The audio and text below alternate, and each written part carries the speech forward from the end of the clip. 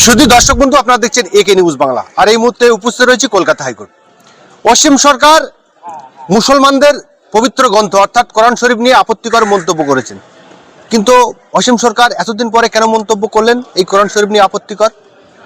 কারণ এসআইআর এ বহু হিন্দুদের নাম বাদ চলে গিয়েছেন এবং এই অসীম সরকার বলেছেন গানের মাধ্যমে, হিন্দুদের ভয় নেই রে ভাই, হিন্দুদের ভয় নেই।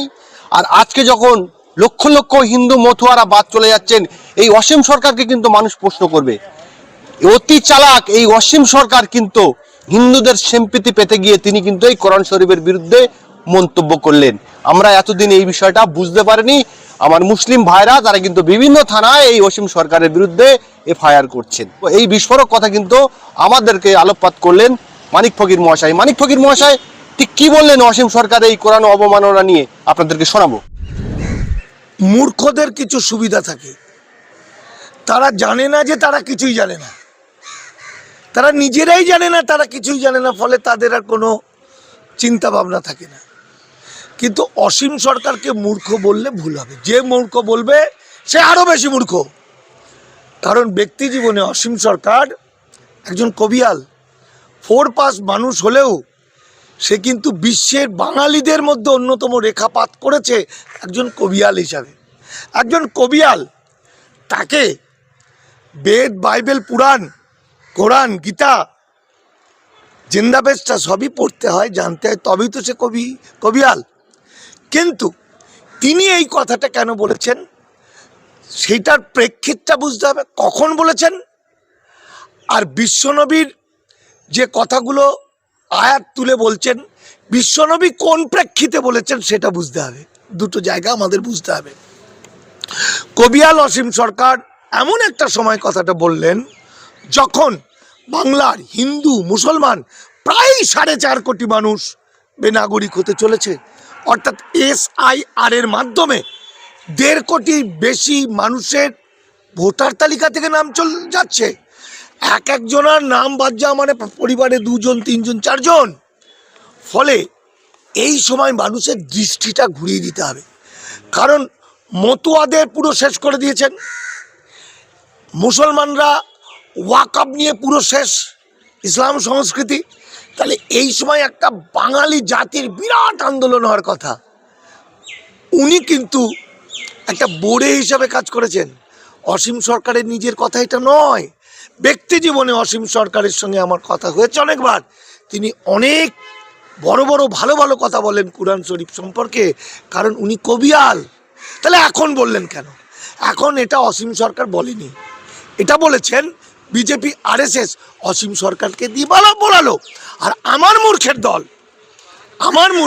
আমি সাধারণ মুসলমানদের মূর্খ বলবো না, সহজ সরল ভালো মানুষ। কিন্তু তারা তাকিয়ে থাকে তাদের নেতাদের দিকে। যখন যে অসীম সরকার কুরআনের নাম সম্পর্কে একটা খারাপ কথা বলেছে, থুতুতম বলেছে, তার জন্য এত মামলা, এত থানায় এফআইআর হয়ে গেল, মিছিল হয়ে গেল। কিন্তু সেই কুরআন যে শিখবে, সেই মক্তব মাদ্রাসাগুলোই যে ধ্বংস হয়ে যাচ্ছে, সেগুলোই যে কেড়ে নিচ্ছে, তার জন্য একটা বৃহৎ মিছিল দেখলাম না এই কিছু দিনের মধ্যে মুসলমানদের। এমনকি এই যে কুরআন শরীফ রক্ষা করার বা মসজিদ, মাদ্রাসা, ঈদগাহ, মক্তব রক্ষা করার যারা রক্ষা করেন, পরিচালনা করেন, সেই মুতওয়ালি ভাইদের যে 6 মাস করে জেল হতে চলেছে, 20,000 টাকা করে ফাইন হতে চলেছে, সেই কথাগুলোও আমার মুসলমানেরা কাউকে বলে না। অথচ বিশ্বনবী এত দয়ালু, মানবিক, এরা সেই শিক্ষাটা পায়নি। কারণ বিশ্বনবী সেই আয়াতে কি বলছেন? আয়াতে বলছেন কি বলছেন না, যে আয়াতের কথা বলছে বুঝতে হবে তার প্রেক্ষিতটা কোন সময়, ইতিহাসের কোন জায়গায়, এবং সেই যে আয়াতটা বলেছেন তার আগে কি আছে, তার পরে কি আছে, তবে তার মানেটা বোঝা যাবে। এবং বিশ্বনবী হযরত মুহাম্মদ, যিনি তার চরম শত্রুকে বুকে টেনে নিতে বলেছেন, ওই আয়াতেই লেখা আছে তার পরের লাইনে, মুশরিক কারা? এই যে অসীম সরকাররা হিন্দু মুসলমান বিভাজন করতে চাইছে, ঘৃণা ছড়াতে চাইছে, ওখানে হিন্দু কোথা থেকে এলো? সনাতনী কোথা থেকে এলো? মুসলমান কোথায় বলা আছে? ওখানে মুশরিক বলা আছে। সেই সময় পৌত্তলিকাবাদ এতটাই স্ট্রং ছিল, এই পৌত্তলিকাবাদের বিরুদ্ধে ইসলামের লড়াই। এবং আলটিমেটলি একটা যুদ্ধক্ষেত্র একটা অংশ বেইমানি করে দিয়েছে। মুশরিকরা বেইমানি করে মুসলমানদের উপর, যারা ইসলাম ধর্ম গ্রহণ করেছে তাদের নানা রকম টর্চার করছে, খুন করছে। এই যুদ্ধক্ষেত্রে ঘাঁটি কথাটা ব্যবহার করছেন ইসলাম। সেই ঘাঁটিতে থেকে, অর্থাৎ এদের যখন দেখবে মানে শত্রুদের, যেটা যুদ্ধের নিয়ম, যেটা আমাদের মহাভারতে শ্রীকৃষ্ণ বলছেন। শ্রীকৃষ্ণ আরো মারাত্মক কথা বলছেন, অর্জুনকে বলছে তার ভাইদের হত্যা করতে। অর্জুন গীতায় শ্রীকৃষ্ণ অর্জুনের ভাইদের, তার পরম প্রিয় আত্মদেরকে হত্যা করতে বলছে, যে এতে কোনো ধর্ম যাবে না। কিন্তু ইসলাম তা বলছে না। ইসলাম কি বলছে? ইসলাম বলছে এই মুশরিকদের, এদেরকে তোমরা ধরবে, শাস্তি দেবে, কিন্তু তারা যদি আল্লাহকে ডাকে, তারা যদি গরিব মানুষদের সেবা করে, জাকাত দেয়, তারা যদি আল্লাহকে স্মরণ করে একেশ্বরবাদে, তাকে বুকে জড়িয়ে ধরো। কারণ আল্লাহ পরম দয়ালু, আল্লাহ সকলকে ভালোবাসে, আল্লাহর মতো দয়ালু কেউ নেই। তাহলে আজকে বিশ্বনবী হযরত মুহাম্মদ সেই মুশরিক যারা মুসলমানদের সঙ্গে বেঈমানি করলো, করার পর তাদেরকে ধরে আগুন লাগিয়ে মেরে কেটে দিচ্ছে, সেখানেও বিশ্বনবী বলছেন যে তাদেরকে ক্ষমার চোখে দেখো। আর আমার এখানকার মুসলমান নেতারা, আমি সাধারণ মানুষের কথা বলবো না, তারা তাকিয়ে থাকে নেতাদের কথা। নেতারা অসীম সরকারকে একটা আহাম্মক মনে করে, তাকেও ক্ষমার চোখে দেখছে না। কার বিরুদ্ধে অসীম সরকার বলেছে? এই যে উপরের দিকে তাকিয়ে, আকাশের দিকে তাকিয়ে যদি থুতু ফেলেন, তাহলে আকাশের কি এসে যায়? আমি মনে করি বিশ্বনবী কথাটার অর্থ হলো নীল আকাশ, অর্থাৎ পৃথিবীর শ্রেষ্ঠ মহামানবদের শ্রেষ্ঠ, যার আদর্শে উদ্বুদ্ধ হয়ে ৫৭টা দেশ তৈরি হলো। মানবতা, মনুষ্যত্ব, বিবেক, ভ্রাতৃত্ব, ভালোবাসা, সমস্ত কিছুর একটা প্রতিভু ইনি হচ্ছেন বিশ্বনবী। ফলে বিশ্বনবীকে কোথাকার কোন বিজেপির কোন নেতা, কোন হারামজাদা কে কি বললো তা দিয়ে কিচ্ছু যায় আসে না। বরং সে জায়গায় বিশ্বনবীর যে সংস্কৃতি, ১২০০ বছরের আল্লাহর ইসলামের সংস্কৃতি, সেই সংস্কৃতিকে রক্ষা করার জন্য একবার মিছিল হয়ে যাক তো, একবার আবার মানুষ বেরিয়ে পড়ে যাক তো, তবে আমি বুঝবো এরা প্রকৃত মুসলমান। তথাপি আমি বলবো যে এটা কৌশল, এটা অসীম সরকারের কৌশল। সেই কৌশলে আমরা ফাঁদে পা দৌলে হবে না। গতকাল আমি ওয়াকআপ নিয়ে মিটিং করতে গেছিলাম মুর্শিদাবাদের কাঁদিতে। সেখানে একটা ফোন এলো আমার কাছে। সেই ফোনে আমি নামটা বলছি না, একজন বিএলও বসিরহাটে, তিনি বলছেন জেরা চলছে মানে এসআইআরের, এবং সেখানে আমাদের দাঁড়াতে দিচ্ছে না। এবং সেখানে মানিকদা কাঁদতে কাঁদতে বলছে শুধুমাত্র শেখ আলম ইত্যাদি নামের সামান্য ভুলের জন্য বলছে এদেরকে ডাউটফুল করা হচ্ছে, কোর্টে গিয়ে এরা নিজেদের নাগরিকত্ব প্রমাণ করবে, তার মানে ঘটি বাটি সব চলে যাবে।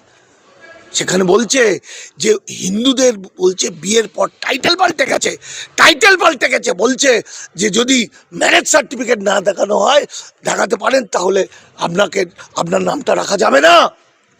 আমার মুসলিম নেতারা এই নিয়ে কি বলছেন? আমার মুসলমান নেতারা এই নিয়ে কি বলেছে একবারও যে আমরা এসআইআর এর বিরুদ্ধে, আমরা এনআরসির বিরুদ্ধে, আমরা একজনকেও বেনাগরিক হতে দেবো না?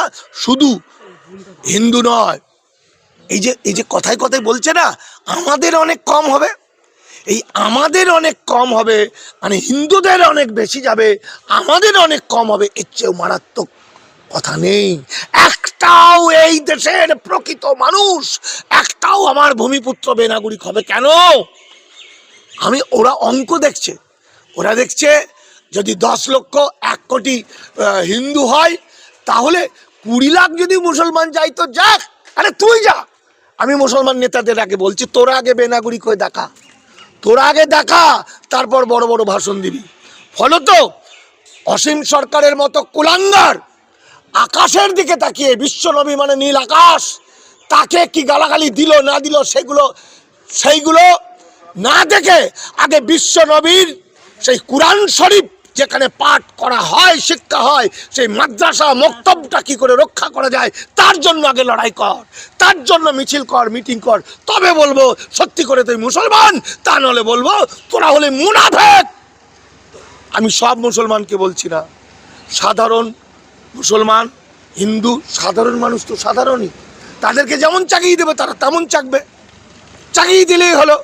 ফলত আমি আশা করেছিলাম SIR এর সময়ে এই যে 4.5-5 কোটি মানুষ বেনাগরিক হতে চলেছে, 1 কোটি 1.5 কোটি মানুষের নাম চিরকালের জন্য বাতিল হয়ে বেনাগরিক হচ্ছে, এই সময় হিন্দু মুসলমান সবাই মিলে মিছিল করবে। সেটা না করে অসীম সরকার, বিজেপি অসীম সরকারকে দিয়ে একটা নোংরা কথা বলালো, এরা ফাঁদে পা দিয়ে দিল। ফলত আমি বলবো বাঙালি কবে শিক্ষিত হবে? আমি বলবো এখানকার ধর্মান্তরিত মুসলমান কবে প্রকৃত মুসলমান হয়ে উঠবে? কবে বিশ্বনবী হযরত মুহাম্মদের আদর্শকে উপলব্ধি করে হৃদয়ের মধ্যে রাখবে? বিশ্বনবী তার চরম শত্রুকে, ওই যে অসীম যে আয়াতের কথা বলছে, সেই চরম শত্রুকে যেমন হত্যা করার কথা বলেছে যুদ্ধক্ষেত্রে, পাশাপাশি বলেছে সে যদি আল্লাহর কথা বলে তাকে তুমি ভালোবেসো, বুকে টেনে নিও, কারণ আল্লাহ পরম দয়ালু। কিন্তু আমার এদের মধ্যে কোনো দয়া ভয়া দেখতে পাচ্ছি না, সব গেম। অসীম সরকার বলেছে, তাহলে আমিও বলি এটা গেম হচ্ছে। ফলে এই গেমের মধ্যে আমি নেই। আমি মনে করি সমস্ত হিন্দু, মুসলমান, বৌদ্ধ, খ্রিস্টান, জৈন, যে যেখানেই আছে সমস্ত মানুষ এক হয়ে বাংলা এবং বাঙালি যে বিপদে পড়েছে, সেই মুহূর্তে বাঙালিকে রক্ষা করতে এখনই ঘটনার মধ্যে তাকিয়ে দেখা SIR কি হচ্ছে এবং পথে নেমে পড়া, আন্দোলনে করা বাংলা বাঙালি জাতিকে রক্ষা করতে।